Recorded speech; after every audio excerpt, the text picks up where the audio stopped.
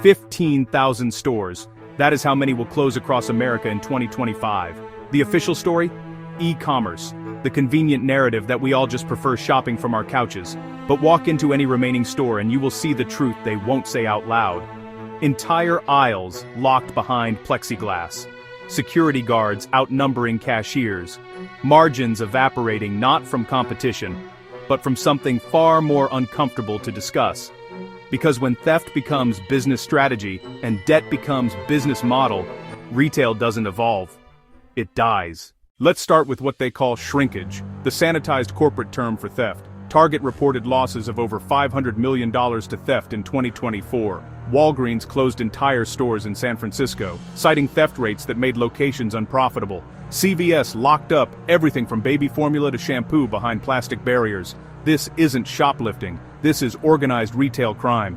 Professional rings hitting stores in coordinated waves, walking out with tens of thousands of dollars in merchandise that gets resold online within hours. And the math is brutal. When your profit margin is 3% and your theft rate is 5%, you are not running a business. You are running a charity for criminals. Retailers told employees not to intervene. Lawsuits cost more than the stolen goods, so theft became consequence-free, and consequence-free theft became systemic. But theft is only half the equation. The other half is what is sitting in your wallet right now.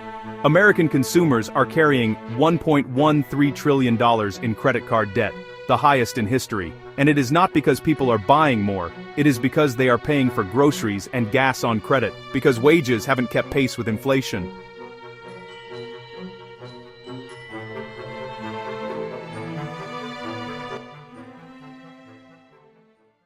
Then came buy now, pay later.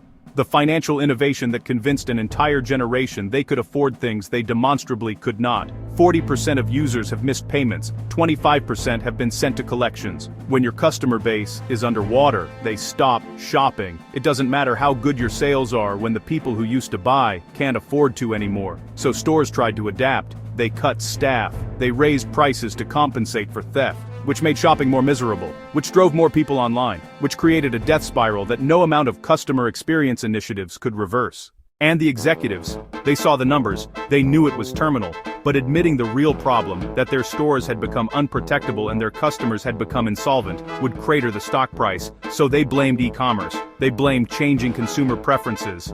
Anything except the uncomfortable truth that their entire business model had become obsolete the moment theft became acceptable and debt became inescapable. When an anchor store closes, it doesn't just leave a vacancy, it triggers a controlled demolition. The anchor store, your Macy's, your JCPenney, wasn't just a tenant, it was the ecosystem. It drove foot traffic, it validated the lease rates for every boutique, every food court vendor, and every jewelry kiosk that paid triple the per square foot rate. When the anchor pulls out, those smaller tenants don't survive the quarter. The foot traffic vanishes, the sales plummet, and suddenly, a landlord, who was collecting $8 million a year in rent, is collecting $2. But here is where it gets dangerous. That mall wasn't bought with cash, it was bought with a loan. A $200 million loan from a regional bank that assumed the property would always generate revenue. Now the landlord can't make payments. The bank can't foreclose, because who wants to own a dead mall? So the loan just sits there, festering. Regional banks across America are holding $4.6 trillion in commercial real estate loans. And an estimated 20% of those loans are tied to retail properties that will never recover. We have seen this movie before, except last time, it was subprime mortgages, bundled securities, Lehman Brothers filing for bankruptcy at 2 in the morning. This time, it is commercial real estate, and the cracks are already showing.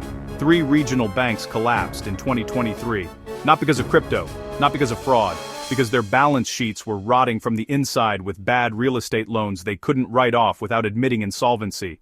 The question isn't if the dominoes fall, it is when, and whether you will be standing in the blast radius when they do. Because right now, the entire system is balanced on a foundation that's crumbling, and most people have no idea how exposed they really are.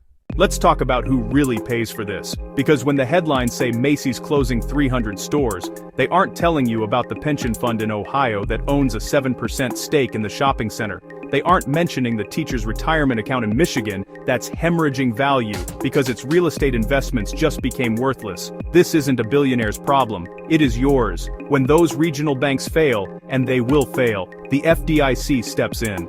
And the FDIC is funded by taxpayers, which means you aren't just losing your neighborhood store, you are paying for the privilege of watching it collapse. But the real cost isn't financial, it is spatial. 15,000 empty stores don't just disappear, they rot, they become monuments to decline, boarded up windows, graffiti, parking lots turned into homeless encampments. Every dead retail corridor drags down the property values around it, which means less tax revenue for schools, for infrastructure, for everything that keeps a community functional. We aren't talking about a recession, we are talking about permanent blight. Drive through any mid-sized American city today, and you will see the preview, entire commercial districts that look like something out of the Rust Belt in the 80s, except this time, it isn't factory towns, it is everywhere. And the people who built their lives around these places, the small business owners, the workers, the families who bought homes because the area was thriving, they don't get a bailout, they get to watch their equity evaporate. This is the final stage of something that has been happening for decades. The hollowing out of the middle class, the conversion of ownership into rentership. You don't own your home anymore, you rent from BlackRock. You don't shop at a store you can walk into. You rent access to an algorithm that delivers to your door. And when the stores die, so does the last vestige of the physical commons, the place where people gathered, browsed, existed in public space without being monitored or optimized. What we are watching isn't just the retail apocalypse, it is the privatization of everything, the death of the town square, and once it is gone, it is not coming back. But this wasn't the only time we saw an entire industry collapse while the people in charge pretended everything was fine. Next time, we will talk about what happened when the everything bubble finally popped.